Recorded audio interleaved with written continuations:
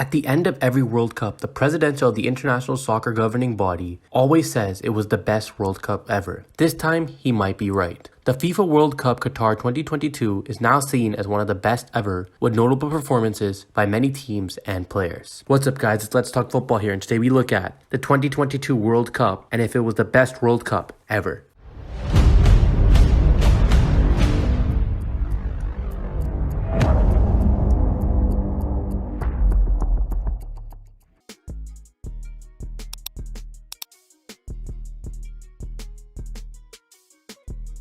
Everyone can finally breathe. The curtains have closed on possibly one of the greatest World Cups ever, avoiding all the off-field controversy that was surrounding this World Cup going into it and that was occurring during it. The football that we saw on display on the pitch in Qatar was some of the greatest moments we will ever see, and some of these matches will be some that we tell our kids and our grandchildren about. It's only right to begin on the opening day, Qatar versus Ecuador, in a game which Qatar will want to forget. In reality, Qatar as a football club will want to forget this whole tournament, as they did not get a single point in the group stage, knocked out right before they could even begin. However, that is not to take away from the heroics of Ecuador, who delivered, especially Enner Valencia, who surprised many with the amount of goals he scored for his nation in the tournament. One of many players who surprised this tournament. Group leaders of that group were Netherlands, and that was expected, followed up by Senegal, which was pretty much expected by everybody. That wrapped up Group A. In Group B, it was soccer versus football, England versus USA, which ended in the most expected way possible, a boring 0-0 draw. Everyone could have saw that coming. There was so much hype going into this game, but both sets of managers and players failed to deliver. That's not to take anything away from the USA, who seem to have a great squad going into 2026 World Cup. Well, they'll definitely be a threat again, and you definitely have to keep an eye on this young USA team,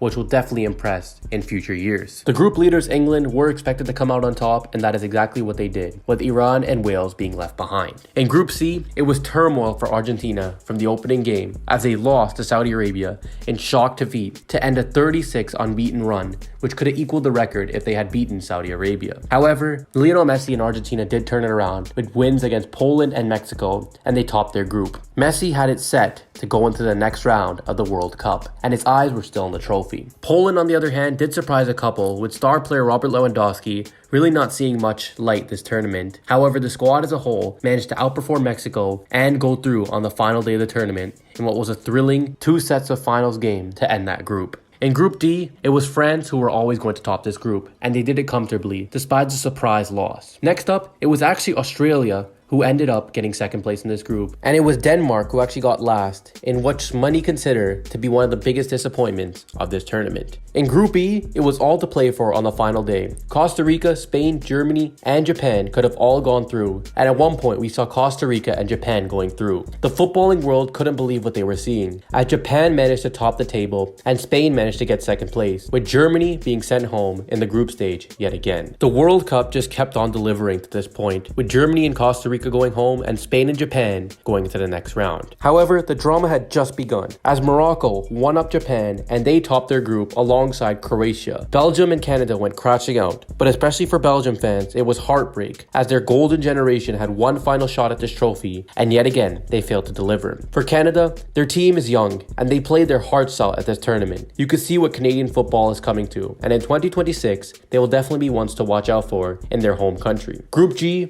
Brazil topped the group comfortably despite the surprise loss. However, that's not to take away from the football that Switzerland and Cameroon displayed, as they played their hearts out as well, and it was Switzerland who went through with Brazil. And finally, in Group H, it was all talk about Ronaldo and Messi. And with Messi topping his group, Ronaldo had to do the same thing, with Portugal easily topping their group as well. And yet again, surprise, surprise, another shock nation made it through, as South Korea upset Uruguayan hearts and made it through with Portugal. All was to play for in the next round of this World Cup. And already we had seen so much drama. How could it get any better? Spoiler, it did.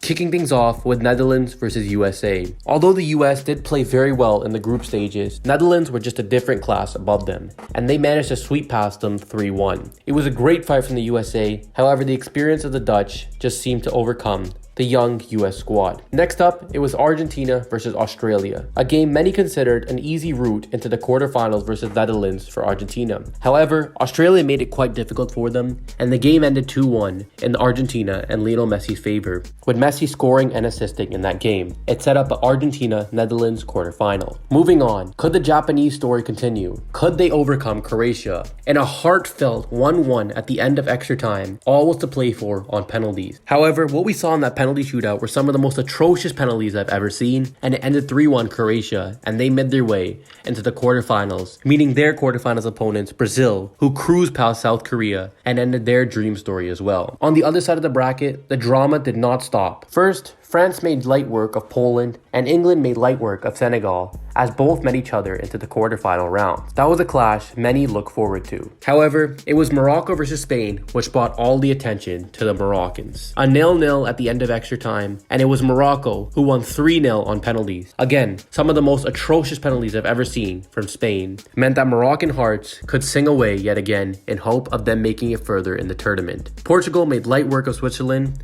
and they had Morocco in the quarterfinals, and many thought that was a lock for them to play England or France in the semifinals. Spoiler alert, Morocco wasn't going to let that happen. But let's come back to that a little later on. It was Netherlands and Argentina, a replay of the semifinals in 2014. However, this match delivered much more than that one. Argentina and Lionel Messi seemed to have an easy path into the semifinals when they went 2-0 up. However, Wout Weghorst and the Netherlands just wouldn't lie down and continuously sent balls into the box to ever so threaten the Argentina team. At a certain point, Virgil van Dijk was even playing striker, and it all paid off as they got a 2-2 late equalizer in the 100th minute to go into extra time. It remained scoreless in extra time, and when it mattered most, Lionel Messi and Argentina won on penalties 4-2, bringing them to the semifinals. The trophy was almost in touching distance of Messi's hands. And at this point, many saw a Messi versus Neymar semifinal in an all-out South American brawl to see who goes into the final of this World Cup. However, keeping into the theme of this World Cup, Croatia upset Brazilian hearts in a penalty shootout in which they won 4-2. Neymar yet again seen crying, and Croatia with another miracle story going into the semifinals. Could they go into the finals yet again to repeat history, to make a second ever final,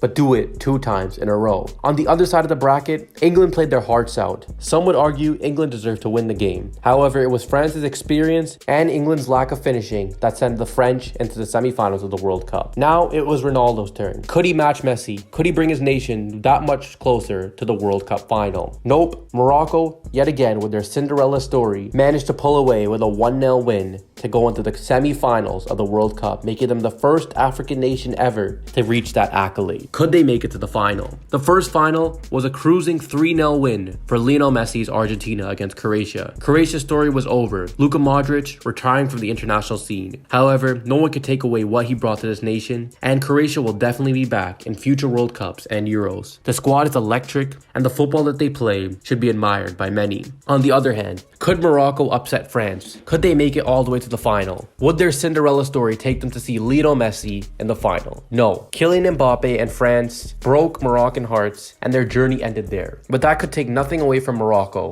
who put up one of the best displays in World Cup history for an underdog side, and their story will be told for many years. It was all down to the final. France versus Argentina. Could Lionel Messi solidify himself as the greatest player of all time? Could he end the GOAT debate by bringing home the one trophy him or Ronaldo had never brought home? Or on the other side of him was Kylian Mbappe, 23 years young, climbing up the World Cup goal-scoring charts like no one had ever saw before, bringing his country, without the likes of Paul Pogba and N'Golo Kante and so many more, to a World Cup final in back-to-back World Cups, and the possibility of winning back-to-back World Cups at the age of 23. Could he really do it? This was what some argued as the greatest game of football we have ever seen. The hype leading up to it was unimaginable. Both countries on the edge of their seat, and the whole world watching on the edge of their seat. And boy, did it deliver. Lionel Messi and Argentina came out the gates firing, taking a 2-0 lead over France, and many thought at that moment Lionel Messi had his hands on the trophy. However, the 23-year-old young French star who already had a World Cup to his name wanted one more, and in the blink of an eye, Mbappe had tied the game at 2-2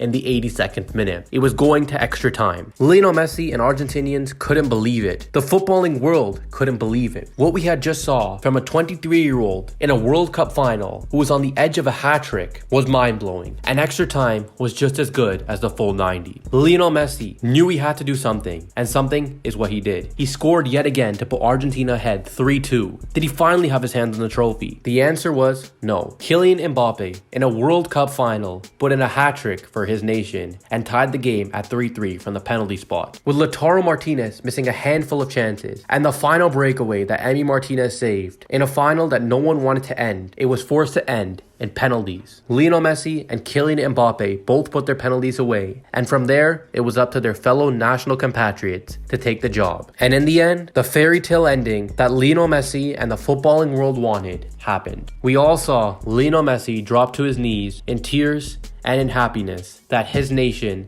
and he had won the World Cup. What a way to end off one of the greatest World Cup tournaments I think anyone has ever seen. Seeing Messi kiss the trophy, seeing Mbappe come away with the Golden Boot Award, in which he won in that final as he was tied going into it with Lionel Messi, seeing the disappointment in his eyes, knowing that he couldn't have done much more for his country, and yet he came up short, was heartbreaking for the young Frenchman. However, I'm sure to no one's surprise, he will definitely be back in that same situation, as France look like they're going nowhere. His PSG compatriot though, Lionel Messi, will have the biggest smile coming back to training when he returns to PSG, and the party has just started in Argentina, even though the World Cup was just won 48 hours ago. What a World Cup. And with all that being said, let us know in the comments down below, what was your highlight moment from this World Cup, and was it the greatest one you ever watched? Don't forget to like, subscribe, and share, and we'll see you guys in the next one.